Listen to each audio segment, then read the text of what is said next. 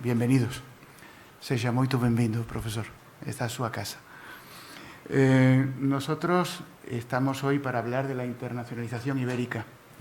Yo ayer en casa terminaba el último capítulo de una serie que está en Prime, Sin Límites, de la primera vuelta al mundo que dieron Magallanes y Elcano, de la primera internacionalización ibérica.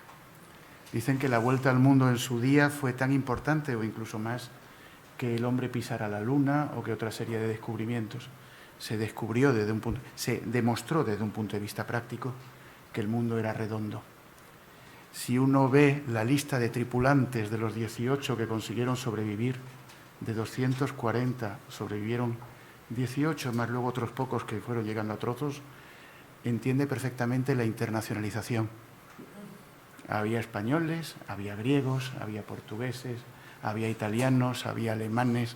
La tripulación de aquel barco era plenamente una multinacional. El ideólogo era un portugués, Fernando de Magallanes, y el que lo culminó era un vasco de Guetaria, Juan Sebastián Elcano. Esto de la internacionalización ibérica no es nuevo. Y también tenía ese componente que tienen nuestras relaciones siempre de rivalidad, de recelo.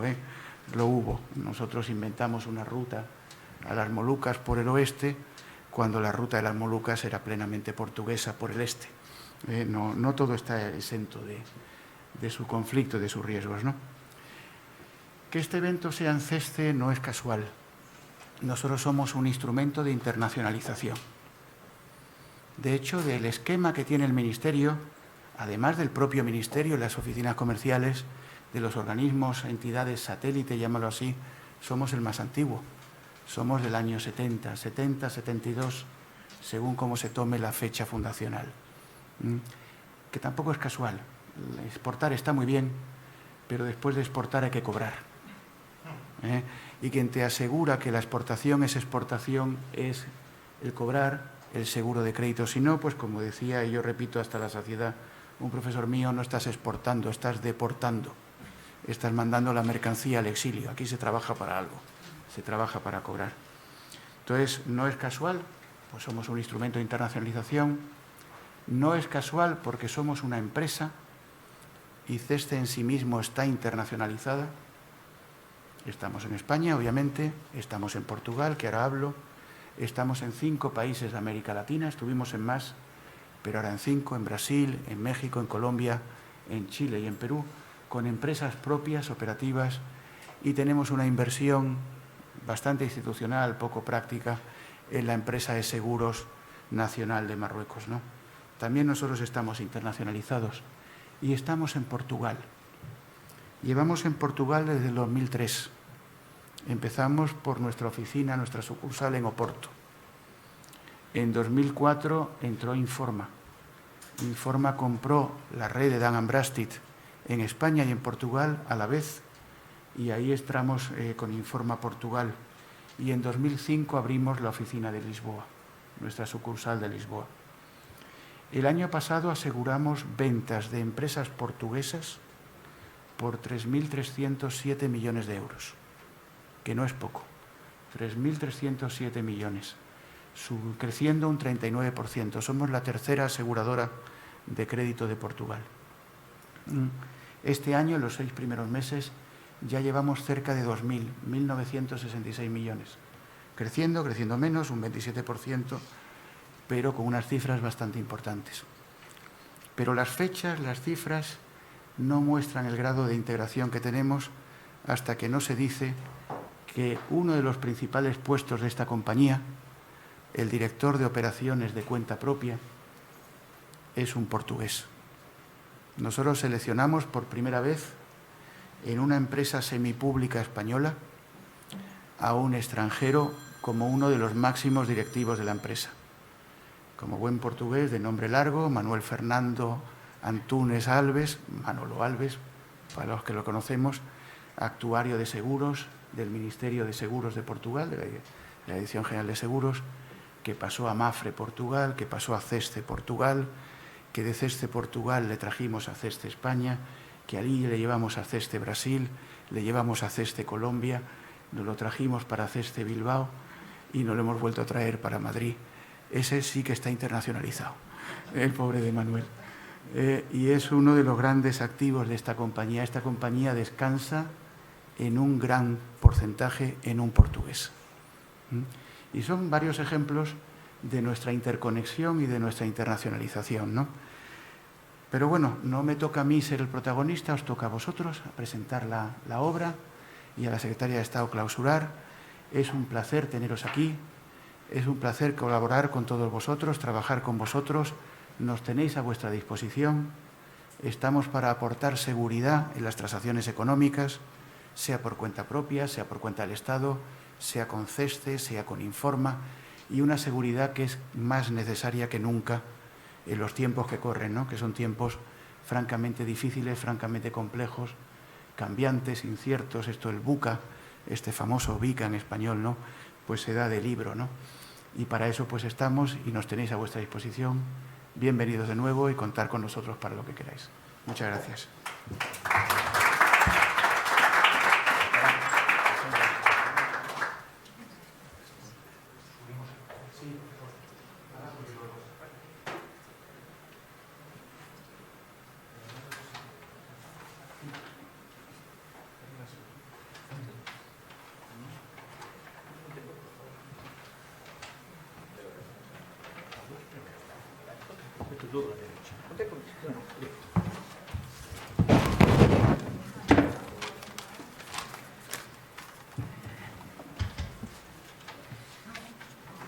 Buenos días.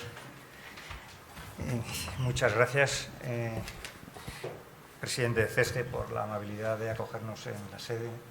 Querido Fernando, por tu participación y por tus siempre interesantes palabras con estas reflexiones sobre la globalización y la internacionalización ibérica. También muchas gracias, como no, a la Secretaria de Estado de Comercio por la confianza que ha depositado en este proyecto y en nuestras personas, en la del profesor Miro y yo como codirectores del estudio, financiando el Ministerio este segundo informe sobre internacionalización ibérica. Siempre hemos contado con su apoyo y siempre que le ha sido posible, a pesar de su muy intensa agenda, siempre está dispuesta a colaborar en las actividades que estamos desarrollando en el ámbito de la internacionalización. O sea, muchísimas gracias, Siena.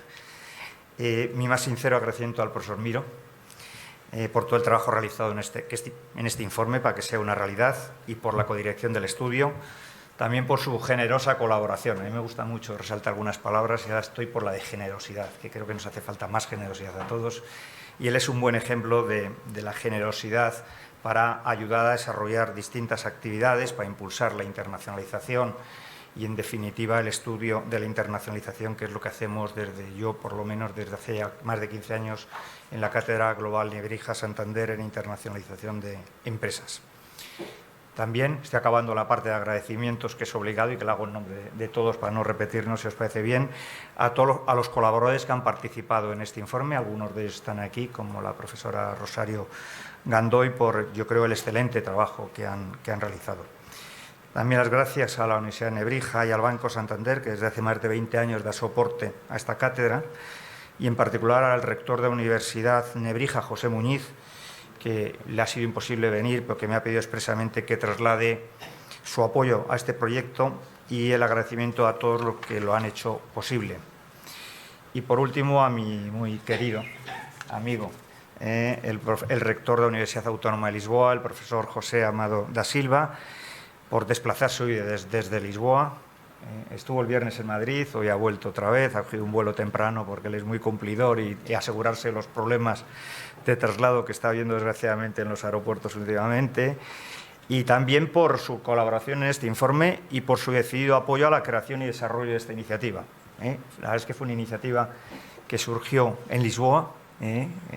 Tuvimos la oportunidad de compartir un consejo durante bastantes años y hablando de acciones y de cuestiones que nos parecían importantes, pues pensamos que había que intentar desde el mundo de la academia intentar ayudar, impulsar un poco el mejor conocimiento entre ambos países e impulsar la internacionalización. Este informe se incardina, la historia nace en esas primeras conversaciones que tenemos, y entonces decidimos hacer unos encuentros. Primero hicimos uno en Lisboa en el año 2018 y luego hicimos uno en Madrid en el 2019, en el que juntamos a empresarios, personas que trabajan en la administración, académicos, con la idea de españoles y portugueses de que nos conociésemos un poquito más y de que empezásemos a tener una relación permanente. Y nos pareció que después de esos 2 encuentros era necesario dar un paso más y hacer un seguimiento continuado con una estructura, con una metodología, de una manera sistemática, de qué está pasando en la internacionalización en España y Portugal y de las relaciones que, como sabéis, son muy intensas entre ambos países. Y por eso hacemos este informe, con la intención de que, a poder ser todos los años, pues algún ratito de nuestra ajetreada vida, intensa vida, y de esta inmediata vida en la que vivimos, pues nos paremos un poco a reflexionar y a analizar qué está ocurriendo en algo tan importante como es la internacionalización y lo que es las relaciones entre España y Portugal. Nosotros somos firmes defensores de una mayor integración y de la internacionalización y, por lo tanto, creemos que hay que contribuir a su divulgación y extensión. España y Portugal son 2 países pequeños en el espectro global, pero comparten valores, historia, espacio geográfico peninsular, sociedades vibrantes, empresas dinámicas y tienen una clara vocación internacional. Además, disponen de 2 idiomas universales, hablados en muchos países, con países con los que desde hace siglos mantenemos estrechos vínculos económicos y culturales, que creemos que son aspectos de gran trascendencia para la internacionalización de las empresas y, sobre todo, para las de menor dimensión, que son la mayoría de las que tenemos en estos países. Esperemos poder ayudar con este trabajo a facilitar esta mayor cooperación entre los países en beneficio de sus ciudadanos, en especial en estos momentos tan convulsos en los que están produciendo profundos y rápidos cambios en la economía internacional que, sin lugar a dudas, están modificando las condiciones de internacionalización. La semana pasada o la anterior tuvimos la oportunidad de tener un curso en la Universidad Internacional Menéndez Pelayo, que también contamos con la Secretaría de Estado, en la que analizamos con mucho detalle estas cuestiones, y la verdad es que la situación pues es compleja, pero también salió un tono muy optimista de las oportunidades también y de las posibilidades que tenemos de seguir a través de la internacionalización avanzando en las condiciones de vida de nuestros ciudadanos. Voy acabando contando muy rápidamente el informe. El informe se estructura en 3 grandes apartados. Un primer apartado sobre la evolución del comercio y la inversión, el segundo es sobre estrategias y políticas y el tercero es la perspectiva empresarial. En el primer apartado, comercio e inversión, ha sido elaborado por las profesoras de la Universidad de Valencia, Elisa Álvarez y Josefa Vega. En este apartado tienen un amplio y detallado seguimiento del impacto del COVID en la evolución del comercio exterior de España y Portugal y en la inversión extranjera directa, así como de las relaciones bilaterales entre ambos países. En el segundo apartado, relativo a estrategias y políticas, en esta ocasión han colaborado Rosario Gandoy, profesora de la Universidad de Castilla-La Mancha, que ha analizado la integración ibérica a través de las cadenas globales de valor. El profesor Miro seguro que después contará con más detalle los resultados obtenidos. En este apartado yo creo que hay aspectos muy interesantes. Y también hemos contado con Pedro Morillón, consejero económico y comercial en la Oficina de España en Lisboa, con un texto sobre cooperación transfronteriza entre España y Portugal. En tercer y último apartado del informe se recoge la perspectiva empresarial. Está la visión de las empresas en un documento elaborado en esta ocasión por la Cámara de Comercio e Industria al Uso Española. En el informe anterior fue la Cámara de Comercio hispano-portuguesa la que elaboró este texto, que se complementa con un trabajo cuyo autor es Andrés García, socio de la consultora SIFDI, sobre la inversión extranjera directa recíproca entre España y Portugal. Acabo agradeciendo a todas las personas que hayan tenido la amabilidad de estar aquí con nosotros, lo agradezco mucho. Sé que todos tenemos muy poco tiempo, tenemos muchos correos que atender, muchos WhatsApps, la inmediatez en la que vivimos. Encontrar un ratito para encontrarnos las personas, reflexionar y analizar documentos como estos creo que es importante y yo os lo agradezco muy especialmente porque sé que no es fácil.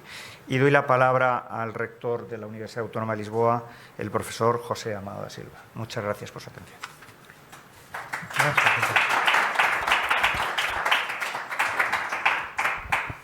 Yo lo siento, no puedo hablar español fluentemente y por lo tanto voy a hablar en portuñol o españolés. talvez mais portunhol que espanholês, mas escuta. Eu estou muito grato por estar aqui e agradecendo, faço minhas as palavras do orador antecedente para não perdermos mais tempo e reconhecendo todos os esforços que ele já referiu de todas as pessoas. A minha única contribuição que eu pude dar foi fazer a tradução direta, eu mesmo, do informe, de maneira a saber que ele continha. Neste momento, eu sei o que o informe diz. Deve ser o único português que eu sabe.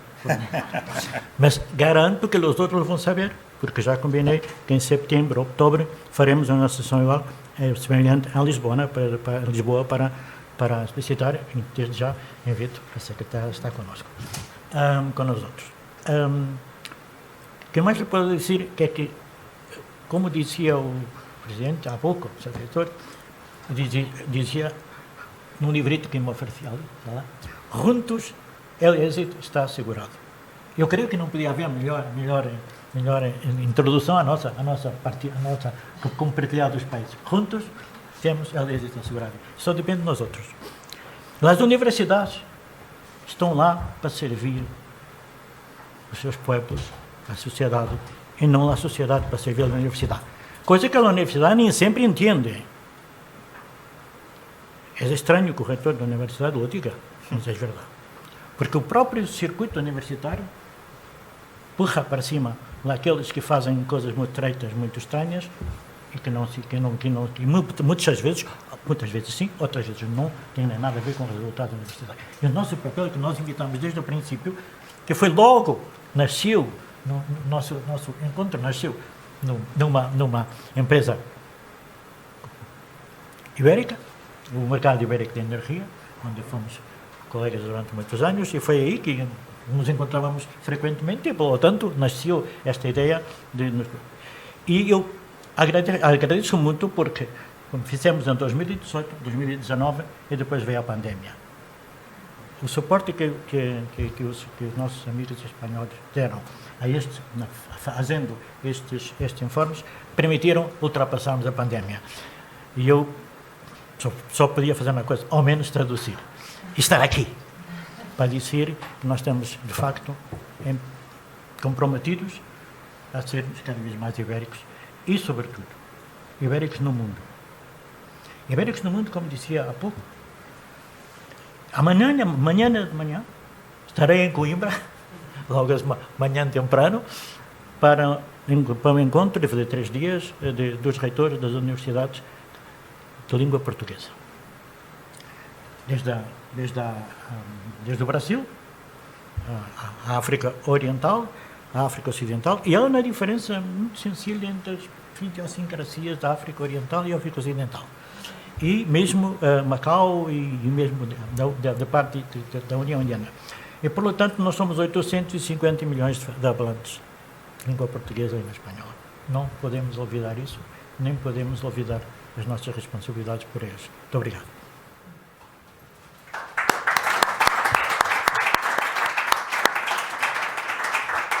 Si os parece bien, doy la palabra al profesor Miró para que presente brevemente algunas de las conclusiones del estudio y luego hace la clausura a la secretaria de Estado.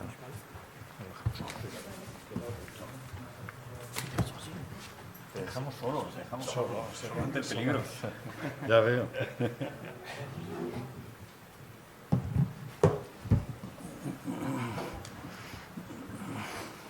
Bueno, muy buenos días.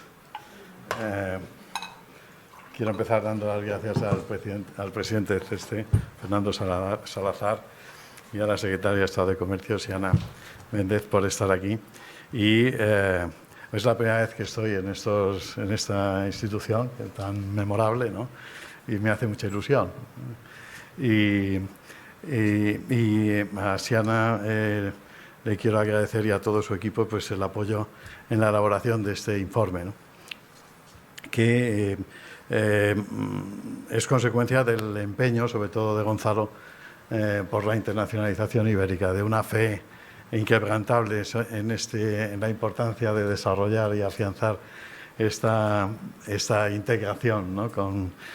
de España con Portugal, de la que yo participo, y que en él se manifiesta en todos los esfuerzos que hace por vencer las dificultades que hay, ¿no?, para que realmente hagamos un proceso de pensamiento sobre este tema, ¿no?, que yo creo que es necesario, ¿no?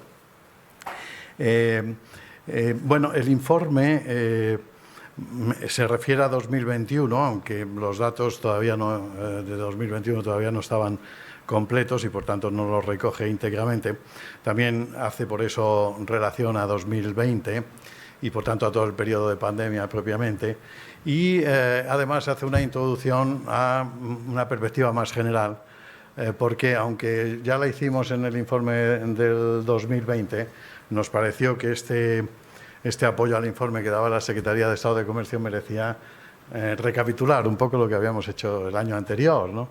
Y voy a exponer algo de esas cuestiones para después hablar del 2020 y 2021, sobre todo porque el 2020 y 2021, salvo en el aspecto que todos conocemos del turismo, no ha cambiado ninguna de las tendencias fundamentales generales, ¿no? Ha cambiado cosas, sin duda, y todos lo sabemos, en las composiciones de las cestas, ¿no?, de exportación, de bienes, pero no ha cambiado las tendencias generales evolutivas que venían manifestándose desde hace años y que son muy importantes, ¿no?, y que muestran un vivo proceso de internacionalización por parte de los dos países y además muy convergente y además muy integrado, ¿no?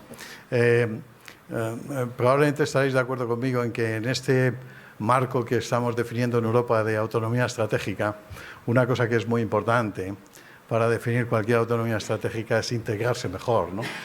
Es decir, tener más Europa, ¿no? Porque es difícil definir autonomías cuando uno no es del todo algo que se parezca a un país, ¿no? Y por tanto no tiene centralizadas decisiones, ¿no? Bueno, pues España y Portugal son una ilustración de un proceso más intenso de integración, ¿no?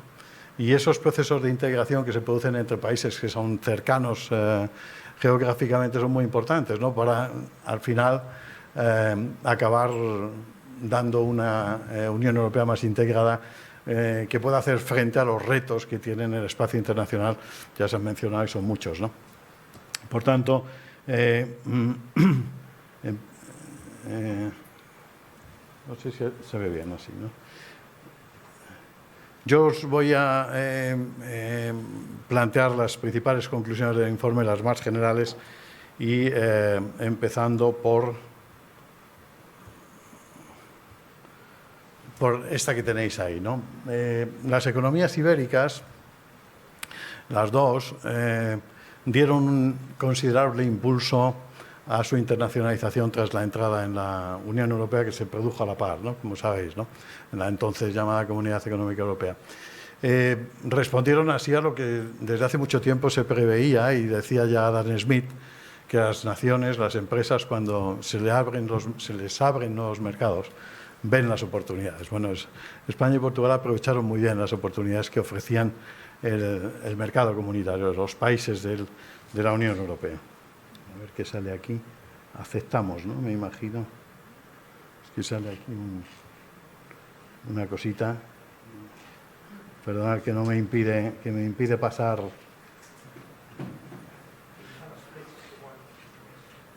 Es que...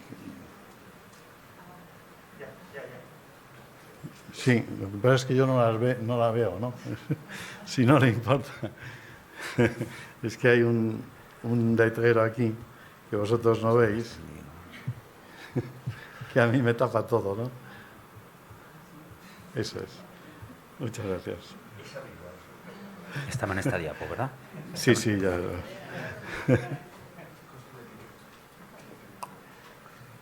Estos son trampas para el que habla que el resto no ve, ¿no? Y entonces no creo que las haya puesto Gonzalo. Como veis en las partes de la izquierda del gráfico, las dos economías experimentan desde el periodo que tenéis ahí, desde el año 2000, es un poco después de la entrada en la Unión Europea, pero veis el enorme crecimiento de exportaciones e importaciones. Recientemente hemos, en el marco de relaciones que tenemos con la Secretaría de Estado de Comercio, una red de investigadores que dirige Gonzalo Solana en la Universidad de Nebrija, hemos ido dando importancia, y yo creo que el Ministerio también, a las importaciones, ¿no?, como mecanismo de internacionalización, porque habitualmente pensábamos que, bueno, el eje central debe estar en las exportaciones, pero las importaciones son un mecanismo también de aumento de productividad como las exportaciones, ¿no?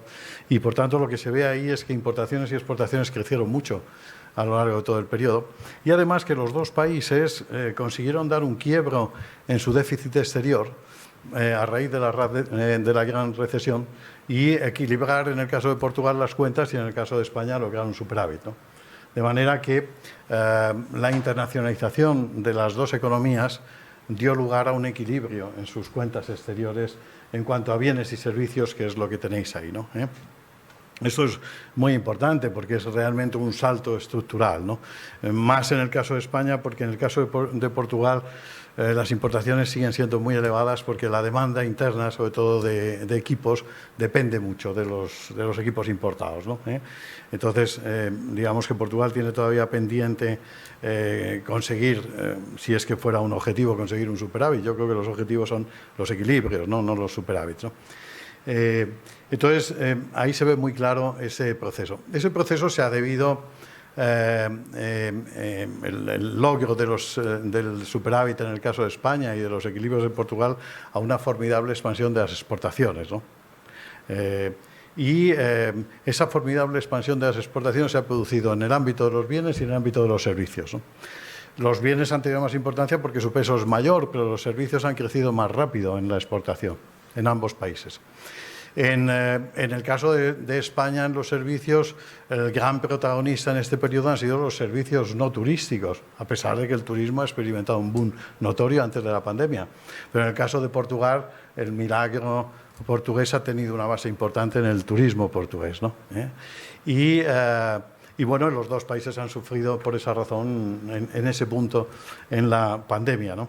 El turismo es tan importante y ha hecho una ejecutoria tan brillante que España pasó a liderar el ranking de competitividad en el turismo del World Economic Forum, y Portugal ganó casi los mismos, como 12 posiciones, ¿no?, a lo largo de los últimos 15 años, ¿no?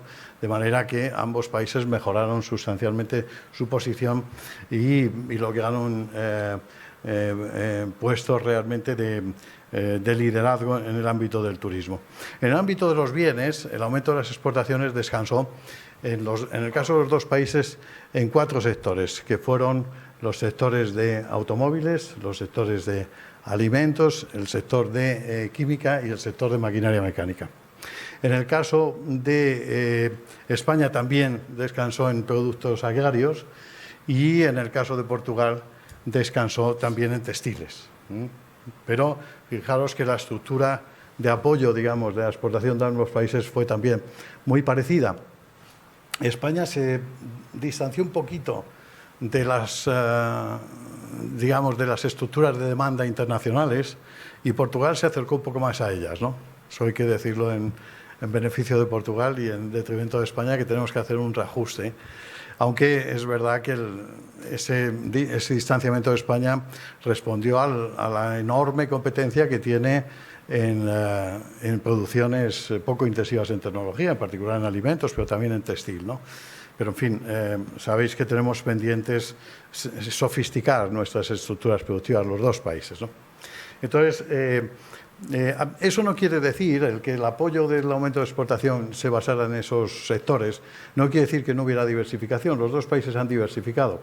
España, de manera particular, hacia farmacia, por resaltar el sector más importante, y hacia otro material de transporte, y Portugal hacia instrumentos científicos y ópticos, pero también hacia caucho y plásticos, y algunos otros sectores que tenéis detallados en el informe. De manera que ha habido un proceso al mismo tiempo de diversificación que da más solidez a todo este proceso de internacionalización del que estamos hablando.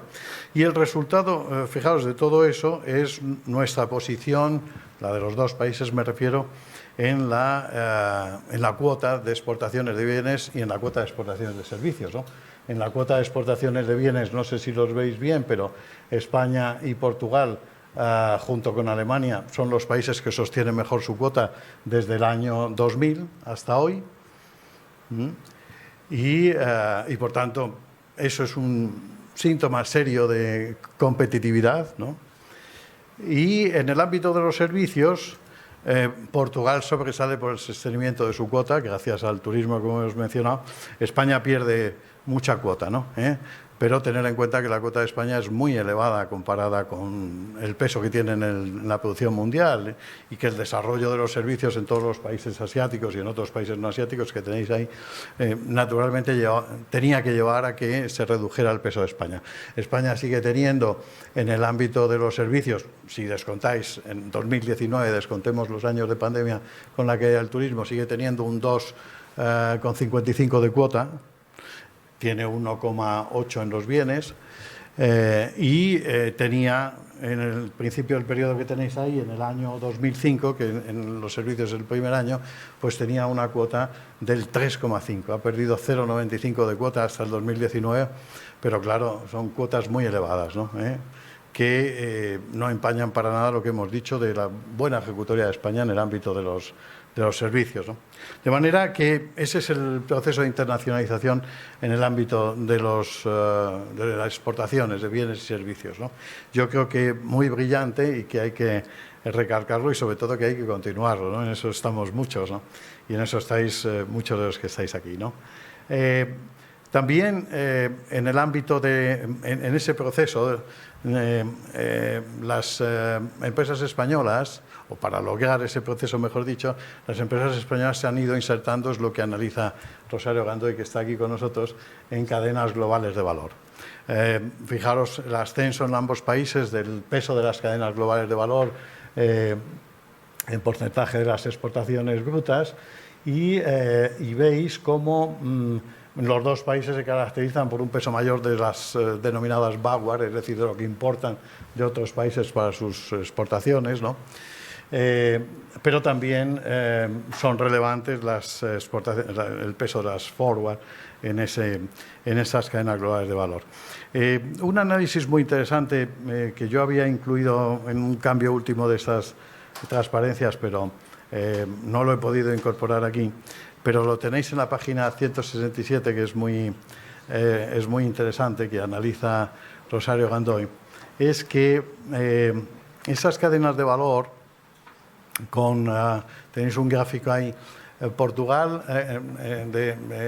en el caso del automóvil se ve muy claro, pero también en el caso de los textiles, ahí se presenta un gráfico donde se ve qué contenido de importaciones hace España de sus propios productos desde los otros países, es decir, cuánto exporta España, qué porcentaje de lo que importa de Portugal procede previamente de España, ¿no?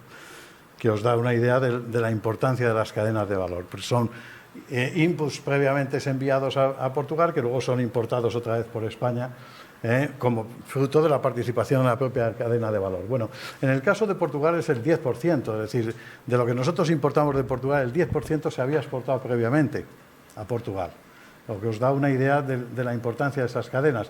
Y como veis, lo que se exporta en ese gráfico, lo que se importa desde Portugal, son básicamente vehículos automóviles, química, alimentos, ¿no? Y metálicas básicas, ¿no? Pero también veis que pasa lo mismo con Marruecos y pasa lo mismo con Francia. De lo que España importa de Marruecos y de Francia, en el caso de Francia por la dimensión, un porcentaje mucho menor, pero ahí tenéis del 100% que se importa de Francia, también hay muchas importaciones de ese mismo tipo de productos, y en el caso de Marruecos también, predominando en el caso de Marruecos los textiles, ¿no? Eso da pie a lo que la profesora Gandoy plantea, que es la conformación de un entramado de cadenas de valor que no solamente une a España y Portugal, sino que también une a Marruecos y Francia, ¿no? Y que tiene su mejor exponente en la empresa Renault, que es la que está haciendo vehículos automóviles en todos estos países, ¿no? O está estableciendo esta red, pero que también tiene a Zara detrás de los textiles, ¿no? Que son elementos importantes, ¿no? Es decir, que estamos creando un conglomerado productivo muy interesante que debería ser impulsado. Ahora mencionaré algo al respecto de las cosas que no sabemos de este conglomerado. Hay muchas que no sabemos, pero alguna que merece la pena resaltar, ¿no? Bueno, la internacionalización ibérica también se ha producido en el ámbito de la inversión directa exterior, donde podéis ver el gráfico siguiente, donde tenéis la recibida y la emitida. Podéis ver que tanto España como Portugal han ido ganando en inversión recibida a ritmos muy importantes. Tenéis ahí una bajada en el año 2019, pero los años 2020 y 2021 mantienen muy bien la inversión recibida, después lo veremos. Y Portugal ha ido ascendiendo también, ¿no? Las posiciones, mirando el stock en 2019, las posiciones de uno y otro país en la Unión Europea las tenéis abajo, en el gráfico de la izquierda, donde veis que España ocupa la 5ª posición en Europa por recepción de inversión exterior y Portugal ocupa la posición 12 o 13ª o 12ª, ¿no? Bien, en el ámbito de la inversión dirigida al exterior, la ejecutoria de España es más sobresaliente porque España es un país que lleva más tiempo dirigido al exterior. Portugal está iniciando ese proceso y, como veis, hay un ligero incremento, pero todavía sus cifras son pequeñas y, por tanto, su posición en el stock en el exterior es todavía limitada, ¿no? Veis, por tanto, que el proceso de internacionalización de España y Portugal sigue en la parte de inversión exterior, ¿no? Merece la pena hablar, en tercer lugar, de las relaciones mutuas, ¿no?, entre España y Portugal, de la integración ibérica. Y yo creo que es el punto más interesante de todo este análisis, ¿no? Esta internacionalización de los dos países ha supuesto un vuelco del uno en el otro creciente, ¿no? Eso se ve en el comercio y se ve en la inversión, ¿no? Fijaos, Portugal dirige a España el 25% de sus ventas exteriores, más porcentaje aún en inputs intermedios, ¿no? Y Portugal dirige, y España dirige a Portugal el 7,3% de sus ventas exteriores, más porcentaje si nos referimos solo a inputs intermedios, ¿no? Naturalmente, dada la dimensión relativa de uno y otro país, lo que España dirige a Portugal significa mucho de lo que Portugal compra, ¿no?, al resto del mundo, ¿no? Por tanto, tenemos una integración de los dos países creciente desde el punto de vista comercial, detrás de lo cual está lo que hemos mencionado de cadenas globales de valor que se van construyendo entre los dos países, ¿no? También han crecido las inversiones que se hacen de cada país en el otro, ¿no?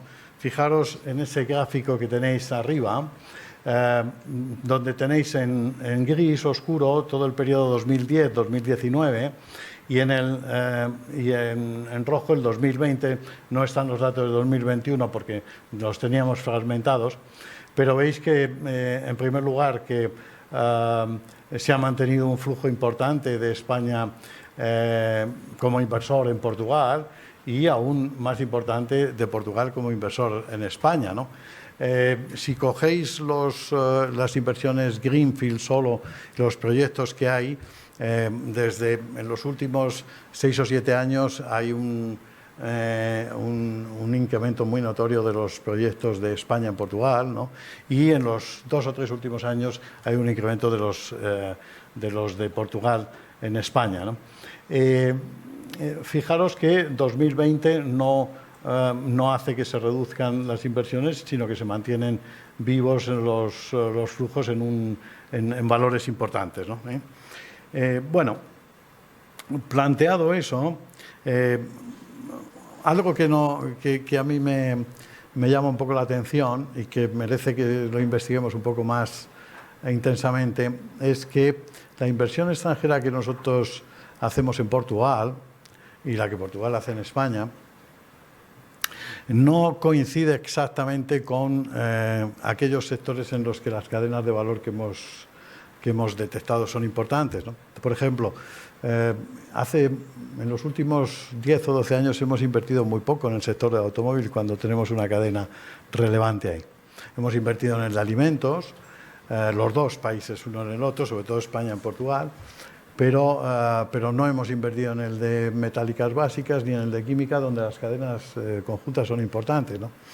Eso probablemente quiere decir que la manera en que nosotros construimos la cadena de valor entre España y Portugal no está basada en inversiones de las empresas españolas en Portugal ni de las portuguesas en España, sino en contratos con empresas portuguesas o en inversiones de otras empresas relacionadas de otros países en Portugal, y de manera indirecta entramos en esas cadenas, ¿no? Pero eso sería interesante investigar por qué pasa y por tanto investigar la naturaleza de la construcción de cadenas globales de valor.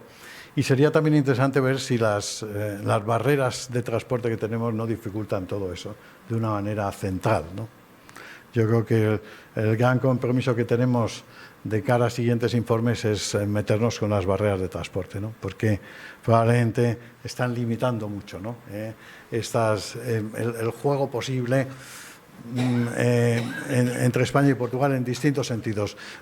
Hace poco el ministro de Transporte de Portugal hablaba de planes ambiciosos, sobre todo en la red de ferrocarriles, para cerrar, digamos, los cuellos de botella que existen en el transporte, también en otros medios de transporte, y yo creo que el Gobierno de España está empeñado en eso desde hace tiempo, pero probablemente faltan resoluciones y aceleraciones para resolver esos problemas, ¿no?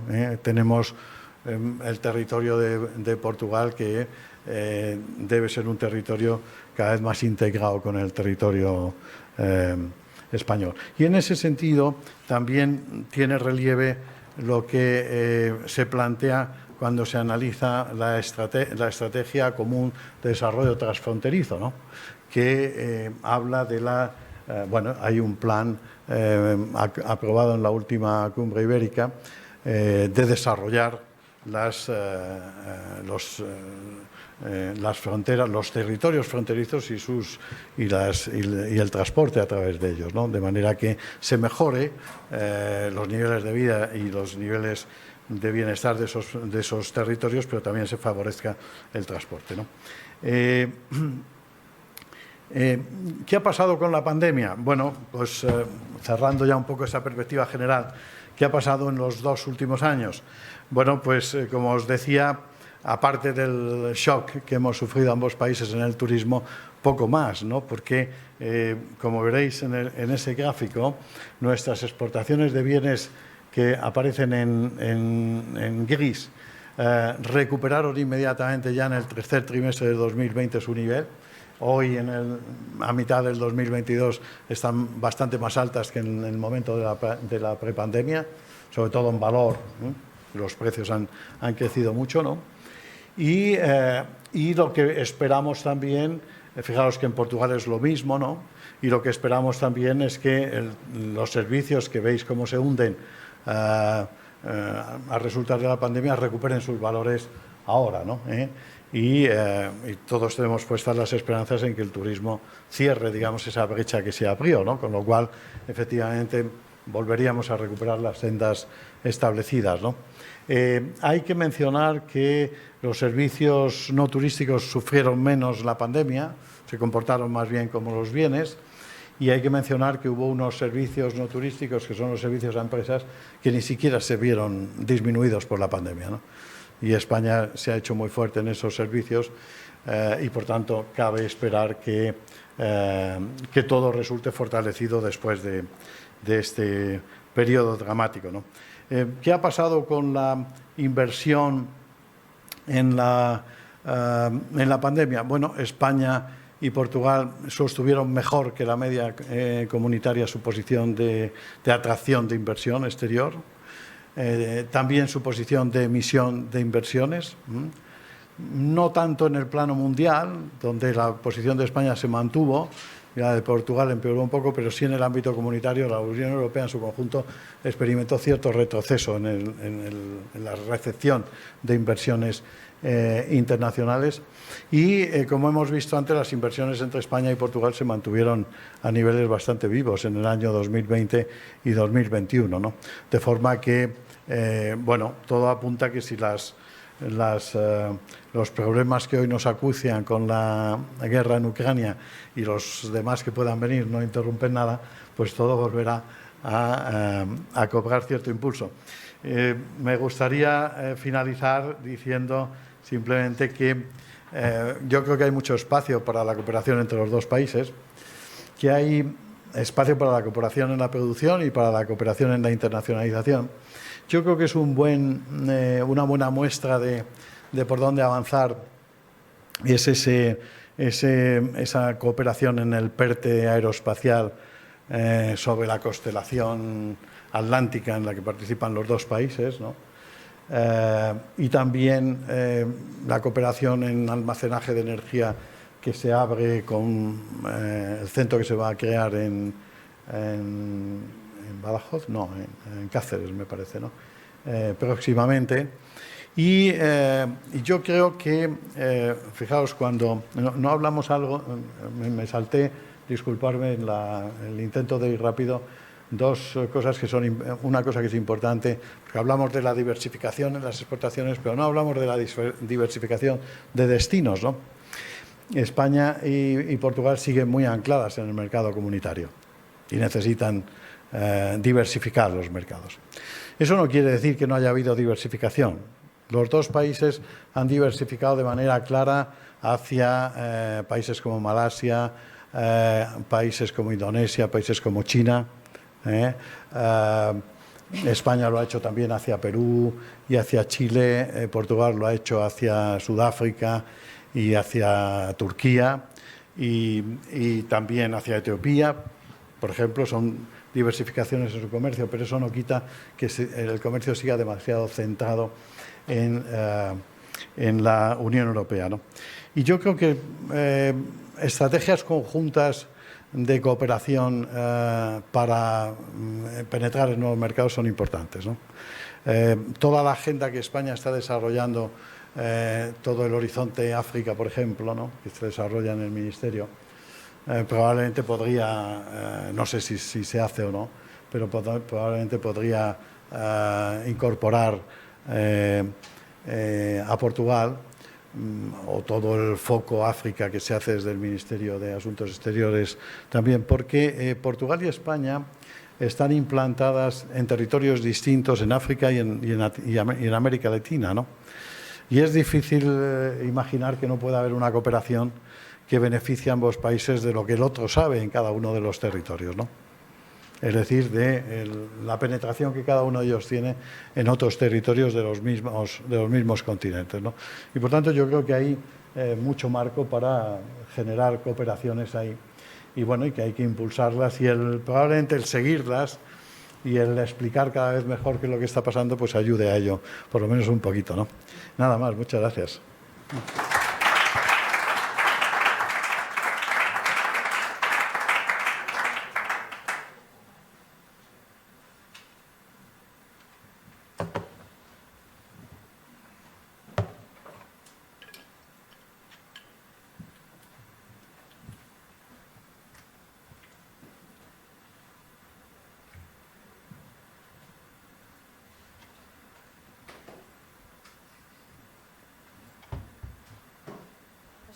Si dejar este puesto para que terminemos todos de apuntar las conclusiones.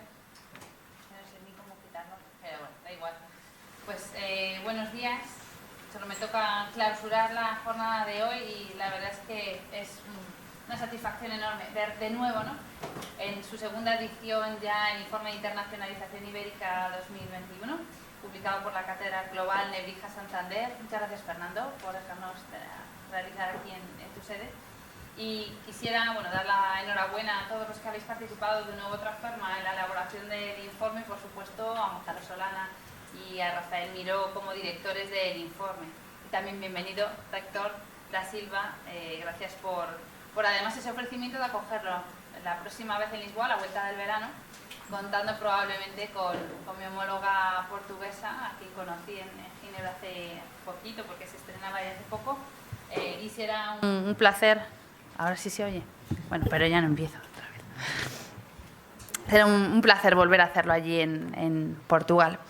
Bueno, todos somos conscientes de que Portugal y España disfrutan de unas relaciones que son intensas, privilegiadas, favorecidas por muchos factores que hemos ido desgranando a lo largo de la sesión de hoy, y también por esa similitud cultural, de la cultura de los negocios también, y ese alto grado de comprensión y visión mutua. Y retomando la idea del rector, no solo existe el mercado ibérico, con oportunidades que han de ser, además de identificadas, también profundizadas y reforzadas, sino que existe una forma ibérica de abordar y contemplar también el mundo, ¿no?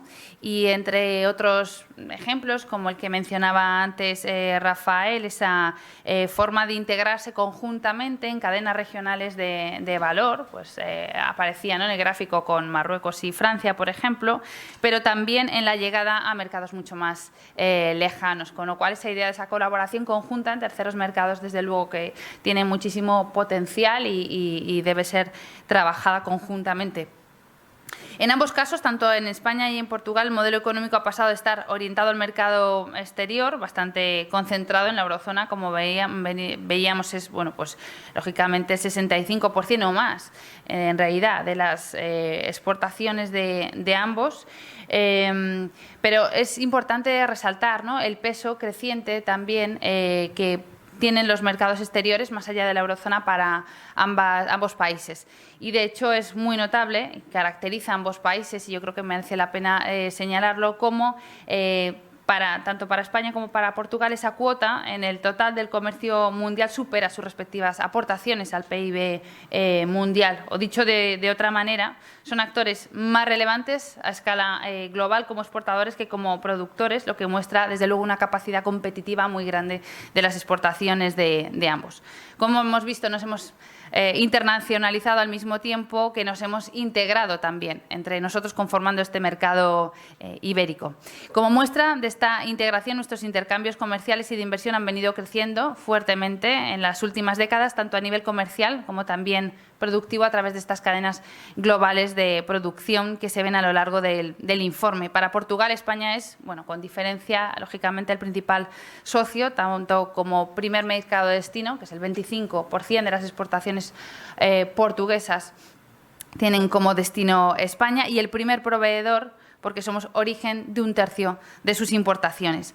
Pero desde la perspectiva española también Portugal es un socio fundamental, es el cuarto mayor mercado para las exportaciones de bienes españoles, solamente por detrás, lógicamente, de Francia, Alemania e Italia, países con un PIB que no es comparable, y con un peso que además ha ido en aumento en los últimos años. Y de hecho, si tomamos los últimos datos, los más frescos, de comercio de enero-abril de 2022, ha superado incluso el 8% de nuestras ventas, igualándose con Italia, ¿no? Veamos qué ocurre a lo largo del año, pero es evidente que estamos en un proceso de integración que continúa. Superados en este aspecto los efectos de la pandemia, la tendencia positiva se incrementa y observamos, como digo, ya a principios de este año, pues exportaciones e importaciones crecientes para ambos. También muy equilibrado y muy positivo el dato también de la importación-exportación de servicios entre España y Portugal, muy equilibrado, porque en un caso representa el 4%, en el otro el 3%, y por tanto, pues siendo dos economías competitivas e internacionalizadas, mucho ambas, es lógico que el uno para el otro sean los primeros países de expansión. Y, de hecho, contamos con más de 18.000 empresas españolas exportando a Portugal y por encima de 5.000 firmas portuguesas vendiendo en España. Una parte muy importante también del estudio gira en torno a la inversión. Rafael lo mencionaba antes. En cuanto a la inversión extranjera directa, si en el contexto mundial Portugal es un mercado muy atractivo para las empresas españolas, lógicamente pues lo es mucho más, y la posibilidad de utilizar su mercado como plataforma para terceros mercados, por ejemplo Brasil o Angola. Y España, por su parte, de forma recíproca también, ofrece a las empresas portuguesas un mercado próximo y seguro, un primer mercado para estrategias de internacionalización más seguras, ¿no? Y para acceder también más fácilmente a otras economías de lengua hispana, fundamentalmente en Latinoamérica. Y, de hecho, según el índice GEMAWAT, España es, con diferencia, el mercado con menor distancia en el plano de los negocios, ¿no?, de inversión para Portugal, y Portugal lo es, lógicamente, también para España. Así que, si hasta ahora ambos mercados eran sumamente atractivos el uno para el otro. También yo creo que cabe destacar en el momento en el que nos encontramos de recuperación económica la posibilidad que nos dan los fondos Next Generation EU, porque nos permiten, bueno, no solo gozar evidentemente de más recursos para inversiones, sino alinear nuestras agendas en cuanto a digitalización, en cuanto también a sostenibilidad y, por tanto, nos permite también alinear agendas en cuanto a los ejes principales también de las estrategias de internacionalización de nuestras empresas. La inversión directa bilateral ha sido muy importante en los últimos años y como digo, es muy probable también que en los próximos meses y en los próximos años sigamos viendo una tendencia positiva también en los flujos de inversión. Y que tendrá, desde luego, un impacto, como hemos visto también, en cómo ambos abordamos también nuestra presencia en las cadenas globales de valor y, fundamentalmente, de las cadenas regionales de valor. También importante destacar, incluso bueno, pues en los peores meses, en los peores momentos también de la pandemia, ese menor impacto también sobre la inversión directa extranjera recibida por ambas economías, porque si bien tanto Portugal como España fueron de los países más afectados por la pandemia dentro de la Unión Europea, se han continuado siendo países muy atractivos para la inversión directa extranjera. Por tanto, también muestran ambos países una característica importante que es la resiliencia en este caso. Y en lo que es la esfera de la política comercial, que nos da, por ejemplo, el marco y las pautas para poder abordar terceros mercados de forma conjunta y de forma coherente, yo sí quisiera mencionar que en la esfera de esta política comercial europea también compartimos muchos intereses, muchos valores, muchos principios y, de hecho, la mayoría de nuestras posiciones en política comercial defendidas en Bruselas pues están muy bien alineadas, ¿no? Y aquí merece la pena destacar mucho también las posiciones respecto al avance en las negociaciones y aprobación de los principales acuerdos comerciales que hoy por hoy están sobre la mesa en Bruselas, como son los relativos acuerdos de libre comercio con países latinoamericanos, fundamentalmente Chile, México y también los países de Mercosur, porque ahí ambos gobiernos hemos tenido siempre una posición vocal y de defensa de estos acuerdos. Y como iniciamos 2022, de cara al próximo informe, al tercer informe, veremos, ¿no?, cómo hemos sabido capear ambas economías el temporal en 2022, todavía recuperándonos de la crisis de la pandemia y del Brexit, también del susto del Brexit, porque si bien lógicamente, Reino Unido es importante como socio para España, desde luego lo es también para Portugal, históricamente, y ahora con la guerra de agresión en Ucrania por parte de Rusia y un nuevo foco de inestabilidad que se traduce además a la competitividad de nuestras exportaciones, al déficit comercial a través de las tensiones en precios, de las tensiones inflacionistas. No obstante, a pesar de todo ello, España y Portugal son dos economías que se enfrentan en este momento con mejores perspectivas de crecimiento económico para 2022, según los últimos datos, las últimas previsiones de la Comisión Europea. Yo creo que poder abordar esta recuperación, incluso capear estas nuevas crisis también con una base empresarial internacionalizada y a la vez integrada también en lo que es el mercado ibérico, es un factor de resiliencia importante, de competitividad y, desde luego, un factor que nos puede ayudar a digamos, sortear también las dificultades de forma conjunta y de la mejor manera posible. Como digo, también contar con los fondos y con la agenda de Next Generation EU también es un factor de resiliencia conjunto que tenemos que saber explotar. En definitiva, la experiencia reciente de Portugal y España, que es analizada en profundidad en esta segunda edición de internacionalización ibérica, pone de manifiesto no solo la existencia de un mercado ibérico ya integrado y profundo y sumamente positivo para nuestras economías, sino el potencial que ofrece la internacionalización de dos economías que son vecinas, que son complementarias, que han superado con solvencia, además, diversos episodios adversos en el pasado y que están en la mejor disposición de afrontar con una comunidad empresarial integrada que se conoce bien y que habla el mismo lenguaje en los negocios, el actual contexto económico internacional. Y Me despido ya emplazándonos a todos a la presentación que hagamos en Lisboa. Gracias de nuevo, rector. Nos reuniremos allí a la vuelta del verano para hacer partícipes también a las empresas portuguesas y a las cámaras de cuál es la hoja de ruta y de este potencial enorme que tenemos entre las manos. Muchas gracias.